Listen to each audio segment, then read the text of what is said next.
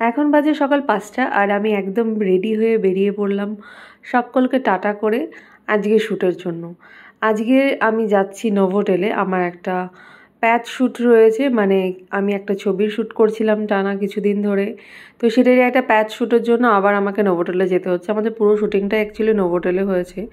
তো খুব বৃষ্টি হচ্ছিলো যেই সময়টা, পুজোর আগে, সেই সময়টা হচ্ছে আমার শ্যুট ছিল, তাই সকালবেলাটা এত বৃষ্টি দেখতে দেখতে যাচ্ছিলাম। তো ফাইনালি আমি পৌঁছে গেছি নোভোটেলে। নোভোটেলের ভেতরের অ্যাম্বিয়েন্সটা এত সুন্দর, তো আমি সকালবেলা গিয়ে একটু ভিডিও করছিলাম এবং ওখানে এত সুথিং একটা মিউজিক হয়, তো খুব ভালো লাগে যেটা।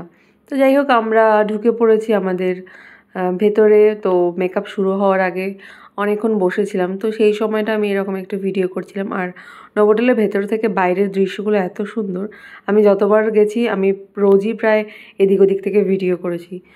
যেহেতু আজকে প্যাচ শ্যুট, তো আজকে কোনো ফিমেল আর্টিস্ট নেই, আজকে 3জন মেল আর্টিস্ট রয়েছে।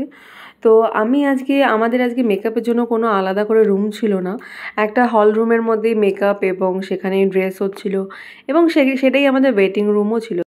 তো এর মধ্যে আমার 3জন আর্টিস্ট রেডি হয়ে গেছে। আমি আর্টিস্টদেরকে রেডি করে শুটিং ফ্লোরে পাঠিয়ে দিয়েছিলাম এবং এখন আমার কাছে প্রচুর সময়, তাই আমরা একটু এক্সপ্লোর করতে বেরিয়ে গেছিলাম। আমি, অদ্রিজা এবং সঙ্গে আরেকজন, আমরা সকলে মিলে একটু গ্রাউন্ড ফ্লোরে গিয়ে এক্সপ্লোর করছিলাম। যেহেতু নোভোটেলে লাস্ট আমাদের মোটামুটি 8 দিন টানা শ্যুট করেছি, তো সেই হিসেবে একটা ইমোশনাল কানেকশন হয়ে গেছে। তো আজকে আবার প্যাচ শ্যুটটা সাডেনলি মানে আমাদের প্ল্যান হয়, তো সেটার জন্য আজ আবার আসতে পেরে বেশ ভালো লেগেছে আমার। তো যাই হোক, তো যদিও আমাদের মানে টিমের অনেকেই ছিল না, কারণ এটা প্যাচ শ্যুট এবং যেই জন্য সবাই ছিল না সেদিন। তো যাই হোক, আর আমার অ্যাসিস্ট্যান্ট ওরাও কেউ ছিল না, কারণ 3জনই মেল আর্টিস্ট, তো আমি কাউকে আর নিইনি সেই দিনের জন্য।